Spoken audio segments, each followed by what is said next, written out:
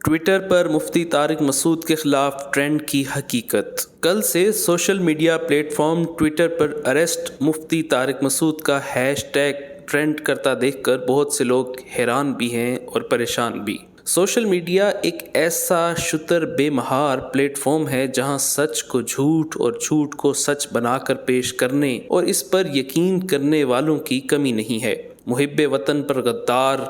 عاشق رسول کو گستاخ اور حب صحابہ و اہل بیت کو لعین بنا کر پیش کرنا یہاں کی پرانی روایت ہے۔ مفتی طارق مسعود اس کی لپیٹ میں آنے والی پہلی شخصیت نہیں، بلکہ اس سے قبل جنید جمشید، مولانا طارق جمیل سمیت لاتعداد شخصیات اس کا نشانہ بن چکی ہیں۔ حالیہ واقعہ کچھ یوں ہے کہ مفتی طارق مسعود صاحب کی تقریباً 3 سال پرانی ویڈیو میں سے شرارتاً ایک حصے کو کاٹ کر وائرل کیا گیا، جس سے یہ تاثر دینے کی کوشش کی گئی کہ جیسے مفتی صاحب نے نعوذ باللہ شیر خدا سیدنا علی المرتضیٰ رضی اللہ تعالی عنہ کا مذاق اڑا کر گستاخی کا ارتکاب کیا ہے، جبکہ یہ بات روزے روشن کی طرح واضح ہے کہ مفتی طارق مسعود سمیت اہل سنت کا کوئی بھی عالم سیدنا علی المرتضیٰ رضی اللہ تعالی عنہ کا مذاق اڑانے یا ان کی توہین کا سوچ بھی نہیں سکتا، کیونکہ اہل سنت کے ہاں بالاتفاق تمام صحابہ اور اہل بیت کا دل سے احترام کیا جاتا ہے۔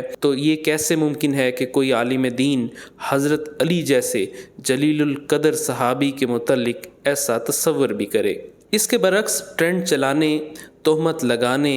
گستاخ، لعین اور کفر کے فتوے دینے والوں کے ہاں معاملہ اس کے بالکل برعکس ہے، جہاں علل اعلان جلیل القدر صحابہ کرام اور امہات المومنین کی گستاخی اور تکفیر کی جاتی ہے، جس کے ثبوت کتابوں کی تحریروں سے لے کر سوشل میڈیا کی تقریروں تک پھیلے ہوئے ہیں۔ حالیہ واقعے کے حوالے سے مفتی طارق مسعود صاحب کا موقف بھی سامنے آ گیا ہے، جس میں انہوں نے واضح اور دو ٹوک الفاظ میں تمام الزامات کو یکسر مسترد کرتے ہوئے کہا ہے کہ حضرت علی رضی اللہ تعالیٰ عنہ سے محبت اور ان پر ایمان اہل سنت اور اہل تشیع کا متفقہ عقیدہ ہے۔ بندہ ان کی شان اقدس میں گستاخی کا سوچ بھی نہیں سکتا۔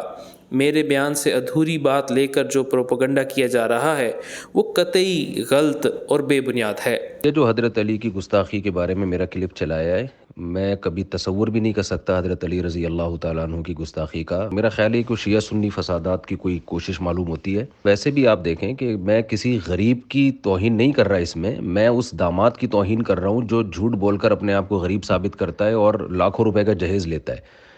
خدا نخواستہ اگر غریب کی توہین میری مقصد ہوتی اور تو پھر تو سب سے بڑے مسکین تو نبی صلی اللہ علیہ وسلم تھے، جن کے گھر میں 40 دن چولہا نہیں جلتا تھا۔ تو کیا میں پیغمبر صلی اللہ علیہ وسلم کی توہین کروں گا یا میں اہل بیت کی توہین کروں گا؟ حضرت علی رضی اللہ تعالیٰ عنہ سے محبت تو بھائی ہمارے ایمان کا جز ہے، اور میرے بہت سارے بیانات ہیں حضرت علی کی فضیلت پر۔ میں سمجھتا ہوں جو آدمی حضرت علی کی توہین کرے وہ اسی وقت مرتد ہے، اسلام سے خارج ہے وہ۔ جبکہ معروف اہل حدیث عالم دین علامہ ہشام الہی ظہیر نے اس واقعے پر تبصرہ کرتے ہوئے کہا کہ مفتی طارق مسعود صاحب کے خلاف روافض اور ہم نواؤں کی حالیہ جعلی کمپین مرزا جہلمی کی ذلت و رسوائی کا رد عمل ہے، لیکن جھوٹ کے پاؤں نہیں، جھوٹ سر عام رسوا ہو رہا ہے۔ ہمیشہ کی طرح مرزا جہلمی کا بھانڈا بیچ چوراہے میں پھوٹ چکا، فیس سیونگ کے لیے اوچھے ہتھ کنڈے استعمال کر رہا ہے۔